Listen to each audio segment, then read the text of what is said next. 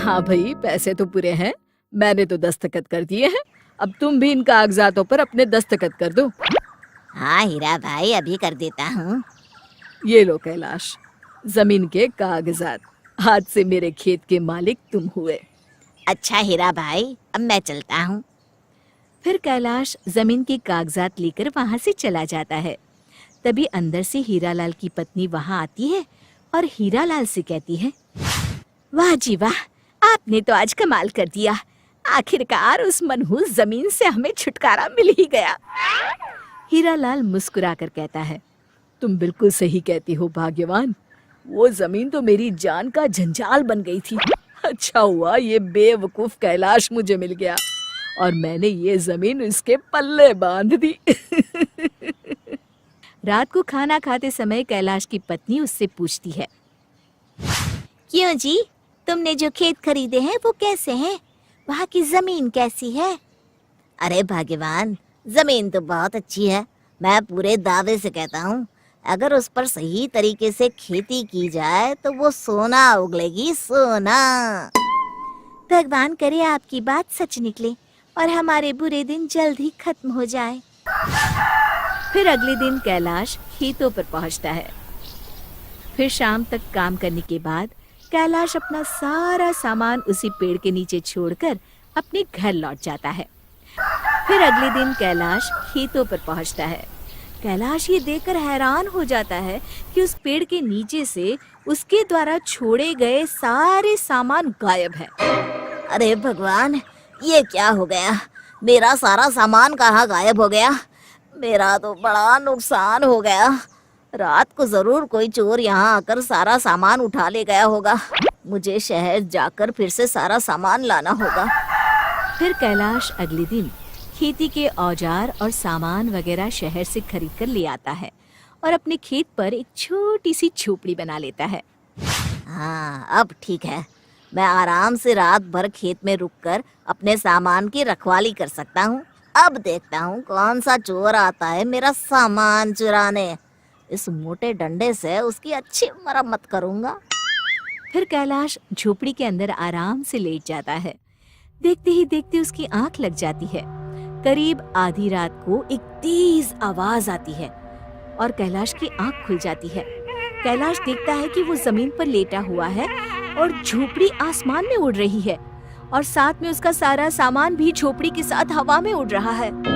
अरे क्या हो रहा है? कहीं मैं कोई सपना तो नहीं देख रहा?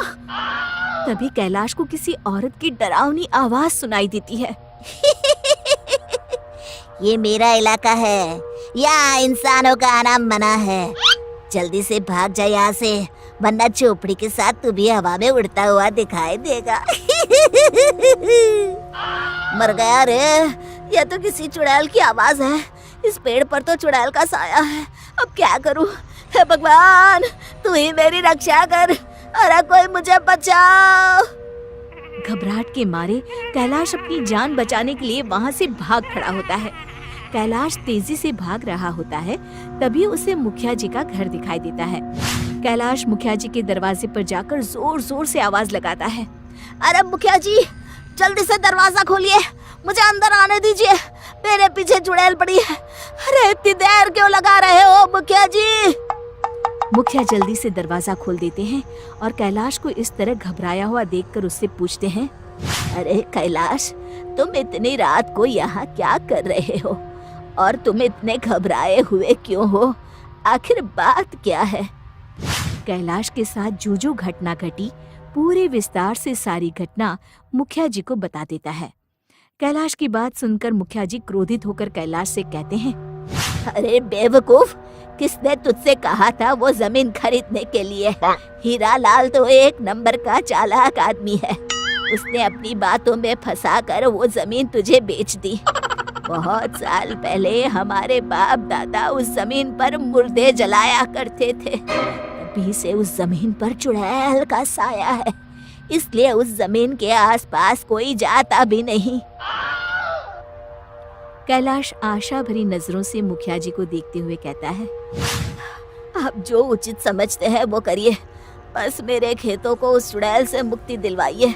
फिर अगले दिन मुखिया कुछ गांव वालों को लेकर उस खेत में पहुंचते हैं और वहां पूजा पाठ करके पेड़ के नीचे एक छोटा सा शिव जी का मंदिर स्थापित कर देते हैं। देख कैलाश, अब मंदिर स्थापित हो गया है।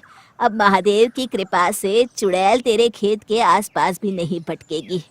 चलो अब हम सब यहाँ से चलते हैं। रात को चुड़ैल खेत के पास वापस आती है और जैसे ही चुड़ैल उस पेड़ के पास जाती है, अचानक उस पेड़ के आसपास एक तेज प्रकाश चमकने लगता है और चुड़ैल का शरीर जलने लगता है। ये क्या हो रहा है मुझे? तभी चुड़ैल की नजर पेड़ के नीचे बने शंकर जी के मंदिर पर पड़ती है। ये तो शिव जी का मंदिर है। इनकी शक्ति के सामने मैं नहीं टिक सकती। अगर मैं ज्यादा देर यहाँ रुकी तो जलकर राख हो जाऊंगी। मुझे अपनी जान बचाकर यहाँ से भाग जाना चाहिए। इसी में मेरी भलाई है। इस तरह शंकर भगवान की शक्ति से डरकर वो चुड़ैल हमेशा के लिए वहां से भाग जाती है। शिक्षा: बुराई पर सदा अच्छाई की ही जीत होती है।